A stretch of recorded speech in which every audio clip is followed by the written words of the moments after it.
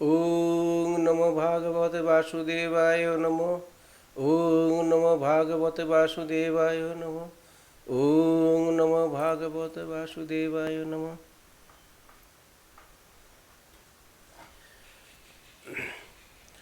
আমরা দ্বিতীয় অধ্যায়ে সাংখ্যযোগে সুন্দরভাবে বুঝিয়েছেন ভগবান অর্জুনকে। আর লক্ষ্য হচ্ছে জীবের দিকে, জীবকে লক্ষ্য করে অর্জুনের সঙ্গে কথা বলেছে। তাই অর্জুন তৃতীয় অধ্যায়ে কর্মযোগে প্রথমে জিজ্ঞাসা করছে অর্জুন, হে জনার্দন, কর্ম হইতে যদি জ্ঞানেই তোমার মতে শ্রেষ্ঠ হয়, তবে হে কেশব, তুমি আমাকে কি জন্য এইরূপ ভয়ঙ্কর হিংসাত্মক কার্যে নিযুক্ত করিতেছ? যুদ্ধ বিগ্রহ তো সত্যি ভয়ঙ্কর ঘটনা। সেইগুলো বুঝতে পেরেছে অর্জুন যে এতে আমাদের কি লাভ, কেন আমরা নিজেরাই এরকম যুদ্ধ করব। আর ভগবান কিভাবে বুঝালেন যে তুমি যুদ্ধ না করলেও যার জন্ম হয় তার মৃত্যু হয়, যারা তোমার সামনে আছে তাদের একদিন মৃত্যু হবে, আবার জন্ম হবে। জন্ম মৃত্যুর খেলা এরকম, এতে দুঃখ করার কিছুই নেই। তবে তুমি ক্ষত্রিয়, যুদ্ধটা করাই তোমার কর্তব্য। কখনো জ্ঞানের আবার কখনো কর্মের প্রশংসা করিয়া আমাকে মোহগ্রস্ত করিতেছ। এখন জ্ঞান ও কর্মের মধ্যে কোনটি শ্রেষ্ঠ নিশ্চয় করিয়া বলো। ভগবানকে জিজ্ঞাসা করলেন অর্জুন, তুমি কখনো জ্ঞানের আবার কখনো কর্মের প্রশংসা করছো, এর মধ্যে কোনটা শ্রেয় তুমি আমাকে সঠিক করে বলো, জিজ্ঞাসা করলেন। ভগবান বললেন, হে অর্জুন, আমি পূর্বেই বলিয়াছি, জ্ঞানীর জ্ঞানযোগ ও কর্মীর কর্মযোগ দুই প্রকার নিষ্ঠা আছে। জ্ঞানীদের জ্ঞানযোগ আর কর্মীদের কর্মযোগ।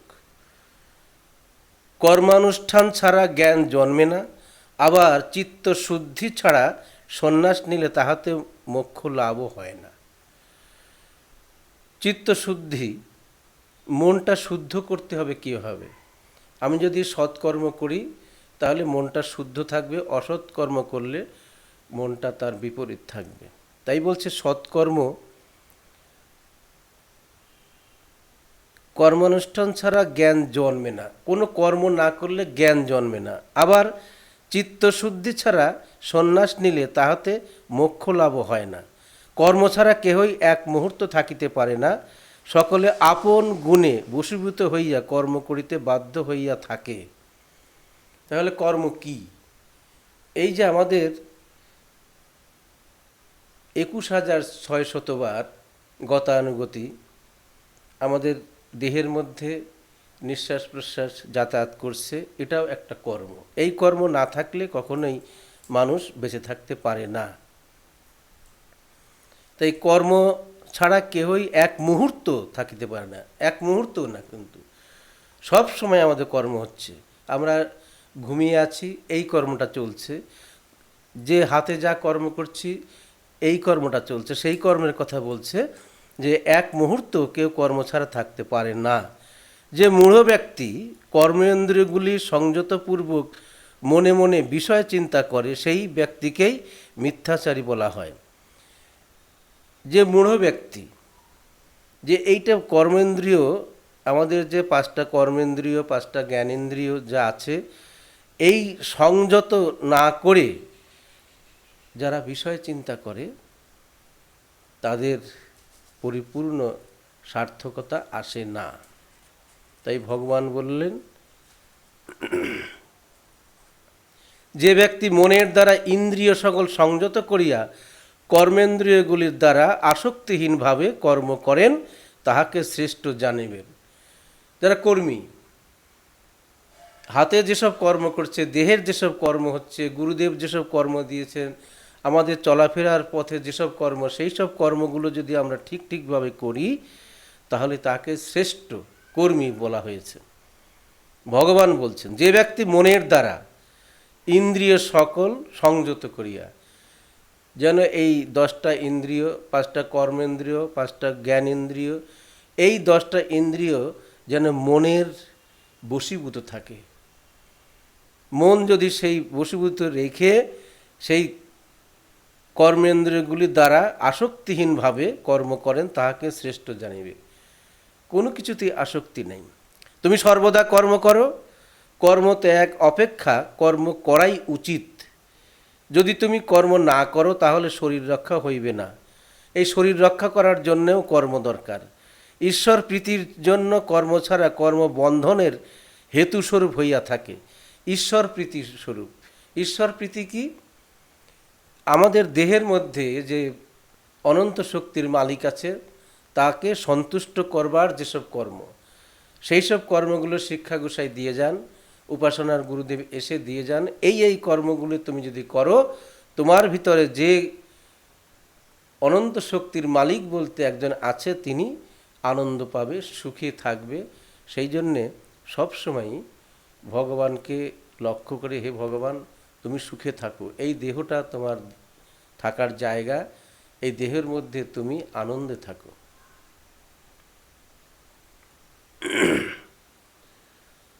সাধুরা বলেছেন, তুমি জ্ঞান দিতে ভুলো না, পুরাও মনের বাসনা, আনন্দ দাও প্রভু আমারে।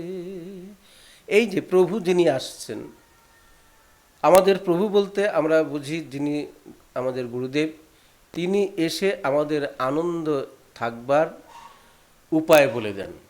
তাই ঈশ্বর প্রীতির জন্য কর্ম ছাড়া কর্মবন্ধনের হেতুস্বরূপ হইয়া থাকে। সেজন্য হে কুন্তীও, তুমি ঈশ্বরের প্রীতির জন্য আসক্তিহীনভাবে কর্ম করো। সাধুরা বললেন,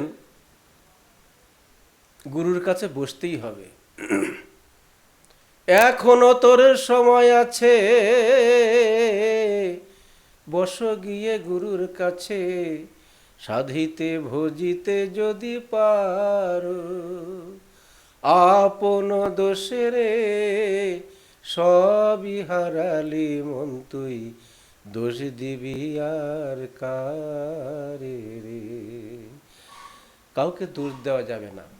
নিজের দোষেই আমি গুরুর কাছে গিয়ে বসি নাই, আমি ভক্ত সঙ্গ করি নাই, আমি মানব জীবন পেয়েছি, মানব জীবনের সার্থকতা সম্বন্ধে কিছু বুঝতে চেষ্টা করি নাই, তাহলে নিজের দোষেই আমার এই জন্মটা অতিবাহিত করছি অন্যায়ভাবে। অনন্ত শক্তির মালিক যিনি আছেন তাকে সুখ দেবার কোনো রকম ব্যবস্থা করি নাই।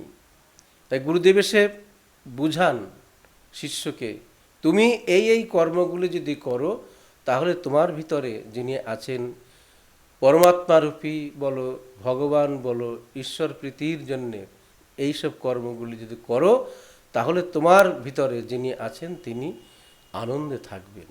আর সেই আনন্দে রাখার জন্যেই মানব জীবন সার্থক। তোমার এই মানব জীবন, অন্যান্য যেসব আমাদের জন্ম আছে সেই সব জীবগণ কিন্তু পরিপূর্ণভাবে ভগবানের আনন্দ দিতে পারে না, ভগবানের কর্ম করতে পারে না। সেই জন্যে ধন্য মানব জন্ম। আমরা মানব জন্ম পেয়েছি। এই মানব জন্ম পেয়ে আমরা ঈশ্বর প্রীতির জন্য প্রতিদিন যখন পারব তখনই আমরা ঈশ্বরের চিন্তা করব, আমরা ভগবানের নাম করব, তার অনন্ত লীলা নিয়ে আমরা আলোচনা করব। তাহলে আমাদের আস্তে আস্তে সেই পরিপূর্ণতা আসবে। সৃষ্টির আদিতে প্রজাপতি ব্রহ্মা যজ্ঞ সহকারে প্রজা সৃষ্টি করিয়াছিলেন। এই যজ্ঞানুষ্ঠান করিয়া তোমরা উন্নতি ও ইষ্ট লাভ করো। যজ্ঞ আমাদের এই কলিকালে একটা মহাযজ্ঞ দিয়ে গেছেন আমাদের মহাপ্রভু, হরিনাম যজ্ঞ। সবসময় আমরা হরিনাম করব। যখনই আমরা যার সঙ্গে দেখা হোক, হরি বল হরি বল, হরে কৃষ্ণ, এইরকমভাবে আমরা যদি মুখে বলতে থাকি, তাহলেই আমাদের এই মহানাম যজ্ঞ হচ্ছে। এই কথাই বলছে, যজ্ঞ হবি দ্বারা তোমরা দেবতা গণকে তৃপ্ত করো। যজ্ঞের যেসব দ্রব্য দিয়ে আমরা যজ্ঞ করি, দেবতারাও তোমাদের সুখী করুন। এরপরেই উভয় পক্ষের মঙ্গল হইবে। এই উভয় পক্ষেরই মঙ্গল হবে। তুমি যাকে পূজা করছো সে তোমার মঙ্গল কামনা করবে, আর তুমিও তার আনন্দ দেবার জন্য বসে আছো। যজ্ঞে দেবতারা তোমাদের ইচ্ছাস্বরূপ ফল প্রভৃতি ভোগ্য বস্তু দান করিবেন। সেই সব দেব প্রদত্ত বস্তু দেবতাদের উদ্দেশ্যে নিবেদন না করিয়া যে ভোগ করে সে তো চোর। এই জন্যে যখনই আমরা ভোগ দেব তখন ভোগ আরতি বা ভগবানের নাম করে তার সামনে দেব, দিয়ে ভগবানের নাম করে আমরা সেটা প্রসাদ রূপ নেব, তবেই সেটা পরিপূর্ণ হবে। যজ্ঞ অবশিষ্ট খাদ্য ভোজনকারী সর্বপাপে মুক্ত হয়। আমরা যদি কোনো রকম অন্যায়ভাবে কোনো রকম পাপ করে থাকি, তাহলে সেই প্রসাদ গ্রহণ করলে সর্বপাপ মুক্ত হয়। কিন্তু নিজের জন্যে যে আহার প্রস্তুত করে তাহারা পাপেই আহার করে থাকে। যখনই আমরা যা কিছু দ্রব্য তৈরি করব, মনে করতে হবে যে ভগবানের সেবার জন্য আমরা তৈরি করছি। আসলেও তো তাই। এই দেহের মধ্যে ভগবান আছে, তিনি সেবা করছেন। তিনি যদি না থাকেন তাহলে এই 10টা ইন্দ্রিয়ের কোনো দাম নেই, আর তখনই তার মৃত্যু। সেই দেহের দ্বারা আর কোনো কিছুই হয় না। তাই বৃষ্টিতে অন্নের উৎপত্তি হয়, অন্নের জীব, আবার যজ্ঞ হইতে মেঘ ও কর্ম হইতে যজ্ঞের সৃষ্টি হয়। কর্ম, যে কর্ম করিলে হয় আত্মার পতন, হেন কর্ম করিও না কুন্তীর নন্দন, এইভাবে শিখিয়েছেন জগৎবাসীকে। তাই কর্ম হইতে দেবতার সৃষ্টি, বেদ পরমেশ্বর হইতে সৃষ্ট, সেই সর্বব্যাপী পরমেশ্বর নিত্য যজ্ঞে বিরাজিত রহিয়াছেন। নিত্য যজ্ঞ, আমরা নিত্য যজ্ঞ বলতে আমরা নিত্যানন্দের ভজন পেয়েছি, নিত্য আনন্দের ভজন পেয়েছি, সেটাই হচ্ছে মহাযজ্ঞ, নিত্যযজ্ঞ। সম্পূর্ণ গুরু শিষ্যর মধ্যে সীমিত, একটু প্রকাশ মাত্র। হে পার্থ, ইন্দ্রিয় আসক্ত যে পাপাত্মা, এই প্রকার প্রবর্তিত কর্মচক্রের অনুষ্ঠান করে না, সেই ব্যক্তি জীবনেই বৃথা। যারা এইসব কর্ম থেকে বিরত থাকে তাদের এই জন্মটাই বৃথা। যার আত্মাতেই প্রীতি এবং আত্মাতেই তৃপ্তি, আত্মাতেই তুষ্টি, সেই প্রকার আত্মবান পুরুষের কিছুই আর করণীয় থাকে না। শুধু আত্মতুষ্টি বলে না, আত্মতুষ্টি জগৎ তুষ্টি। নিজের আত্মাকে যদি তুষ্ট করা যায়, নিজের আত্মাকে যদি আনন্দ দেওয়া যায়, অর্থাৎ নিজে যদি আনন্দ পাওয়া যায়, তাহলেই জগৎ আনন্দ পাবে। তাই যার আত্মাতেই প্রীতি এবং আত্মাতেই তৃপ্তি, আত্মাতেই তুষ্টি, সেই প্রকার আত্মবান পুরুষের কিছুই আর করণীয় থাকে না। সে যা করছে সমস্ত কিছু ভগবানের জন্য করছে। এই প্রকার আত্মারাম ব্যক্তির এই জগতে কর্মের দরকার হয় না। কর্ম ত্যাগ করিলেও তার পাপ পুণ্য নাই, তাহাতে মুক্তি লাভের আশায় কাহারও স্মরণ করিতে হয় না। তার এই সব কর্ম করলে মুক্তি লাভের জন্যে আর নতুন করে কিছু ভাবনা চিন্তা করতে হয় না। তার লক্ষ্য থাকে স্থির, সেই স্থির লক্ষ্যে থেকে তার সঠিক জায়গায় সে পৌঁছানোর জন্য চেষ্টা করে। সেজন্য কামনাবিহীনভাবে করণীয় কর্ম করো। কামনাবিহীন যে কর্ম করছি, আমি একটু জ্ঞান হলেই বুঝতে পারবো আমরা যে সৎকর্ম করছি না অসৎকর্ম করছি। তাহলে সৎকর্ম করলে পরেই কি হয়, সেজন্য কামনাহীনভাবে করণীয় কর্ম করো। কামনাহীন, কি হবে কি না হবে আমি করছি এই মাত্র, এই কাজটা করতে হবে, এটা আমার করলে পরে এই হবে, এতে কি হবে, ওসব কোনো চিন্তা নাই। তুমি করণীয় কর্মগুলি করো, কারণ অনাসক্তভাবে কর্ম করিয়া পুরুষ মুক্তি লাভ করে। জনক প্রভৃতি মহাত্মারা কর্ম দ্বারাই সিদ্ধি লাভ করিয়াছেন, সেজন্য লোকশিক্ষা হেতু তোমার কর্ম করা উচিত। মহাজ্ঞানী মহাজন যে পথে করে গমন, সেই পথ লক্ষ্য করে স্বীয় কীর্তি ধ্বজা ধরে আমরাও হব বরণীয়। প্রত্যেকের এইটে থাকা উচিত। মহা ঋষিগণ যা যা করে গেছে সেই কর্মগুলো যদি আমরা অনুসরণ করি, কর্ম করতে চেষ্টা করি, সে যে পথে গেছে সেই পথে আমরাও যেতে পারবো। কারণ আমরাও তো মানুষ। বিবেকানন্দ তিনি দেখিয়ে গেছেন, তিনি একটা মহাপুরুষ। সেই জায়গায় গিয়ে কোথায় কোথায় সে কত আনন্দ পেয়েছে, কত আনন্দ দিয়েছে, দেশের জন্য, দশের জন্য কত কিছু করেছে। সেই জন্য লোক শিক্ষার জন্যে এত সুন্দরভাবে বলেছে, লোক শিক্ষা হেতু যেহেতু তোমার কর্ম করা উচিত। লোক শিক্ষা, আমি যেটা জানি অপরে সেটা নাও জানতে পারে, অপরে যেটা জানে সেটা আমি নাও জানতে পারি। এই জন্যে সবসময় বসে নিজের শিখতে হয়, আবার নিজের শেখা হয়ে গেলে সেই জিনিস আবার কাউকে শেখাতে হয়। তাহলেই পরম্পরা হিসাবে তারা মানবতা বোধ পরিপূর্ণ করে ঠিক নিত্যধামে যেতে পারে। শ্রেষ্ঠ ব্যক্তিরা যা করেন সাধারণ ব্যক্তিও সেই কর্মই করে। তো শ্রেষ্ঠ ব্যক্তিরা, আমি যখনই বুঝলাম যে শ্রেষ্ঠ ব্যক্তিরা এই ধরনের কর্ম করে তারা এমন জায়গায় পৌঁছেছে, আমরা এখনও তাদের নাম করি, যতদিন পৃথিবী থাকবে তাদের নাম থাকবে, তাহলে সেইগুলো আমরা অনুসরণ করব। তাই শ্রেষ্ঠ ব্যক্তিরা যাহা করেন সাধারণ ব্যক্তিও সেই কর্ম করে। শ্রেষ্ঠ ব্যক্তি যাহা স্থির করেন সাধারণ লোক তাহাই মানিয়া চলেন। আমাদের চলার পথটা এত সুন্দরভাবে মসৃণ করে দিয়েছে শ্রেষ্ঠ ব্যক্তিরা। তোমরা এই পথে চললে সুপথের সন্ধান পাবে, আর এই পথে গেলে কুপথের সন্ধান পাবে। এই কর্ম তুমি করলে সুকর্ম পথ পাবে, আর এই কর্মগুলি, এই পথে চললে তোমার অপকর্ম, তোমার অপযশ হবে, তোমার দুর্নাম হবে। তাহলে শ্রেষ্ঠ ব্যক্তিরা যা যা করে গেছেন সেইগুলো আমাদের অনুসরণ করে চলা উচিত। ত্রিভুবনে ভগবান বলছেন, ত্রিভুবনে আমার কিছুই করণীয় নাই। ভগবান বলছেন, অর্জুন, ত্রিভুবনে আমার কিন্তু করণীয় কিছুই নাই, না পাবারও কিছু নাই, তবু আমি কর্মে নিযুক্ত রহিয়াছি। কত সুন্দরভাবে বলছে।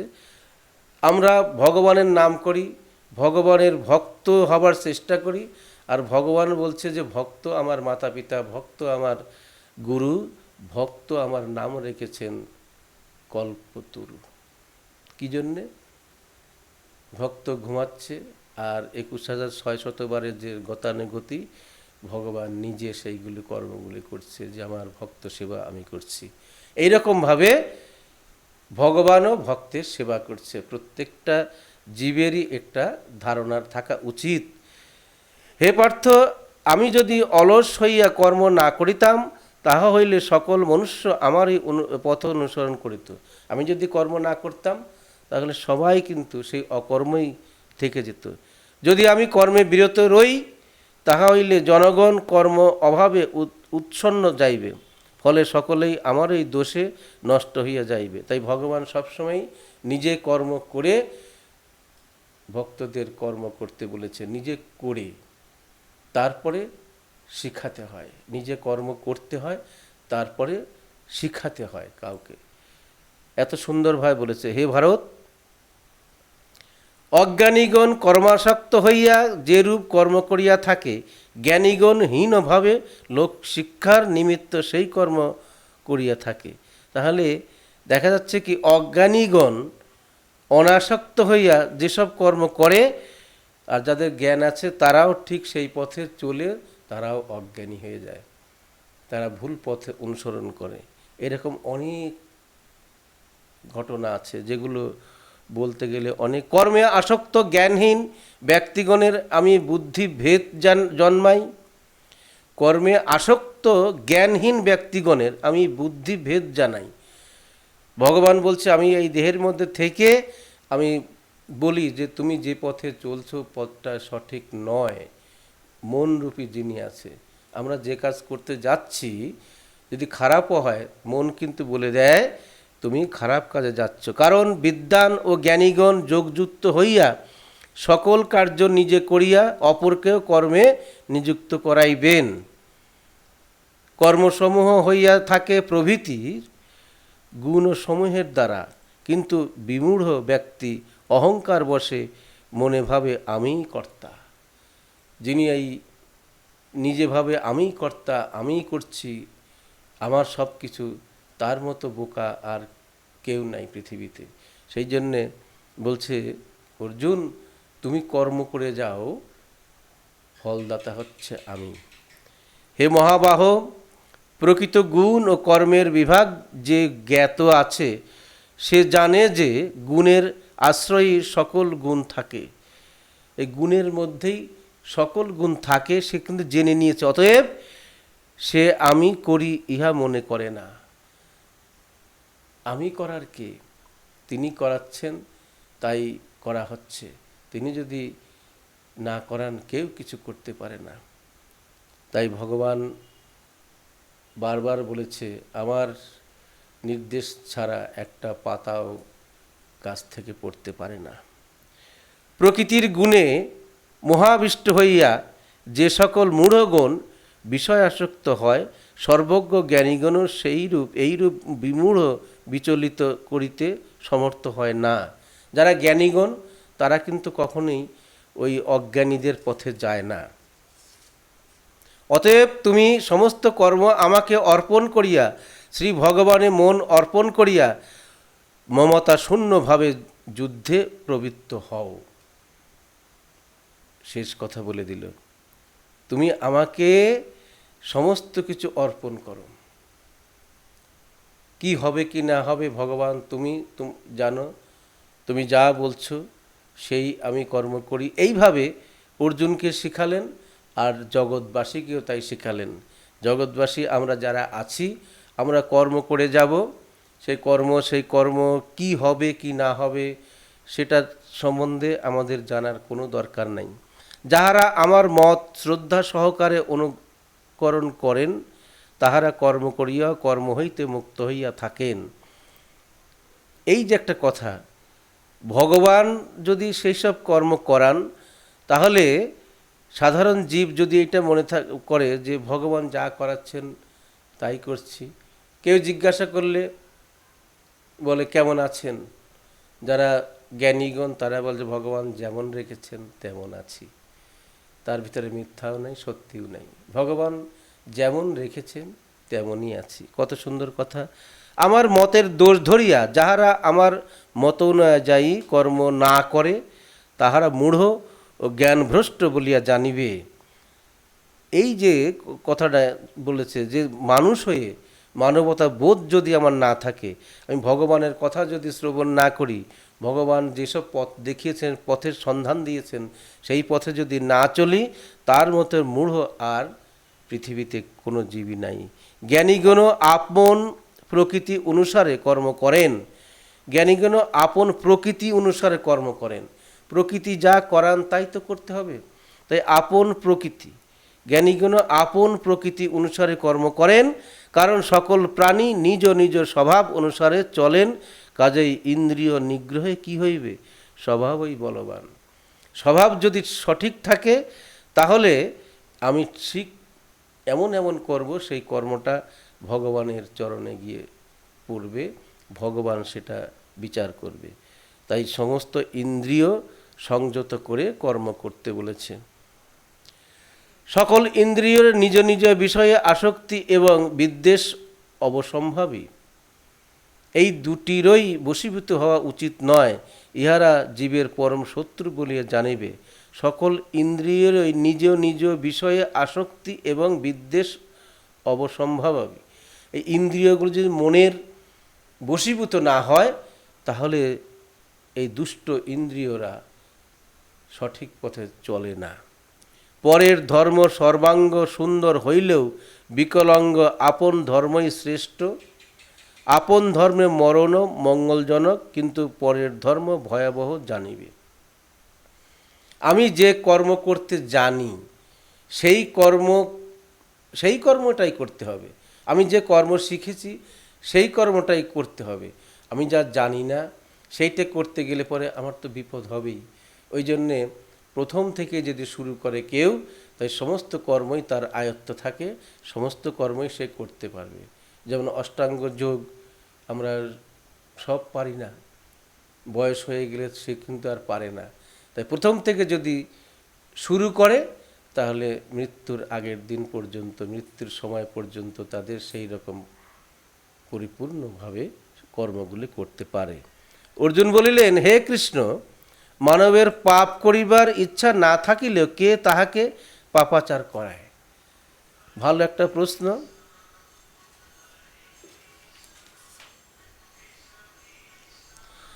শ্রী ভগবান বলিলেন, ইহাদের একটি কাম আর অপরটি ক্রোধ, এই দুটির সৃষ্টি রজগুণ হইতে। কাম বাধা পাইলে ক্রোধের উদ্রেক করে, ইহার মতো শত্রু ও সংসারে কেহ নাই। এটাও সমস্ত গুরু আর শিষ্যের মধ্যে সীমিত। ধোঁয়া যেমন আগুনকে, ধূলি ইত্যাদি যেমন দর্পণকে, গর্ভ আবরণ চর্ম যেমন গর্ভকে আবৃত করে, কামও সেইরূপ প্রকৃত জ্ঞানকে আবৃত করিয়া রাখে। কাম আর প্রেম দুটো কিন্তু আলাদা। প্রেম মানে ভালোবাসা, আর কাম তার উল্টো। হে কুন্তীয়, মানবের পরম শত্রু কাম। কামকে তুষ্ট করা যায় না, ইহা আগুনের ন্যায় জ্ঞানকে ঢাকিয়ে রাখে। সমস্ত কথাগুলোই গুরু শিষ্যের মধ্যে সীমিত। কামের আশ্রয় স্থান হইল ইন্দ্রিয় সকল, মন ও বুদ্ধি। এইগুলির সাহায্যেই কাম জ্ঞানকে ঢাকিয়া মানবগণকে মহাবিভূত করে। হে ভরতকুল চূড়ামণি, এই জন্য তুমি সবার আগে ইন্দ্রিয় দমন করিয়া দুষ্ট কামকে নাশ করো, যেহেতু কামই মানুষের জ্ঞান বিজ্ঞান নষ্ট করে। যে কাম আর প্রেমের কথা, কামকে প্রেমে তৈরি করতে হবে, তাই মদনকে মাদন তৈরি করতে হবে। শরীর অপেক্ষা ইন্দ্রিয়, ইন্দ্রিয় অপেক্ষা মন, মন অপেক্ষা বুদ্ধি শ্রেষ্ঠ, আবার বুদ্ধি অপেক্ষা শ্রেষ্ঠ হচ্ছে পরমাত্মা। হে মহাবাহ, তুমি এইরূপ আত্মাকে বুদ্ধিরও অতীত জানিয়া বুদ্ধির দ্বারা মনস্থির পূর্বক দুর্নিবার কামরূপ শত্রুকে ধ্বংস করো। আমাদের তৃতীয় অধ্যায় আরও অনেক কিছু জানার আছে। গুরুমুখী বিদ্যা এটা আমরা সবসময় প্রকাশ করতে পারি না, আর প্রকাশ করলেও প্রয়োজন ভিত্তিক প্রকাশ করতে হয়। যেখানে প্রকাশ করলে সেই কথাগুলো সঠিক হয়, সেখানে সেই প্রকাশ করা যায়। কর্মযোগে আমরা যতটুকু পেলাম, ভগবান আমাদের সেগুলো যেন সঠিকভাবে সবাইকে আনন্দে রাখার চেষ্টা করে। আমরা ভগবানের প্রতি এই অনুনয় বিনয় করছি, হে ভগবান, তুমি সমস্ত জীবের মঙ্গল করো, সমস্ত বিষয় তুমি জানাও গুরুর দ্বারা। তাই ভগবান বললেন, গীতা আমার ব্রহ্মরূপা পরমা বিদ্যা, ইহাতে সন্দেহ নাই। ইহা অর্ধমাত্রা অক্ষরা নিত্য অনির্বাচ্য পদ সম্মিলিতা। হে পাণ্ডুর, গীতার গুহ্য নাম সকল বলিতেছি, শ্রবণ করো। ইহা কীর্তনে সর্বপাপ তৎক্ষণাৎ বিনাশপ্রাপ্ত হয়। গঙ্গা, গীতা, সাবিত্রী, সীতা, সত্যা, পতিব্রতা, ব্রহ্মাবলী, ব্রহ্মবিদ্যা, ত্রিসন্ধ্যা, মুক্তিগেহিনী, অর্ধমাত্রা, চিদানন্দা, ভবাগ্নি, ভ্রান্তি নাশিনী, বেদত্রয়ী, পরানন্দা, তথাত্ম জ্ঞানী মঞ্জরী। গীতার এই কয়েকটি নাম যিনি স্থির চিত্তে জপ করেন, তিনি জ্ঞান সিদ্ধি লাভ করেন ও দেহান্তে পরম পদ লাভ করিয়া থাকেন। জয় জয় গীতা অমৃত প্রেমানন্দে, হরি হরি বল বল, হরি বল হরি বল। গীতার তৃতীয় অধ্যায় আলোচনা আজকে এই পর্যন্ত রাখছি। হরে কৃষ্ণ।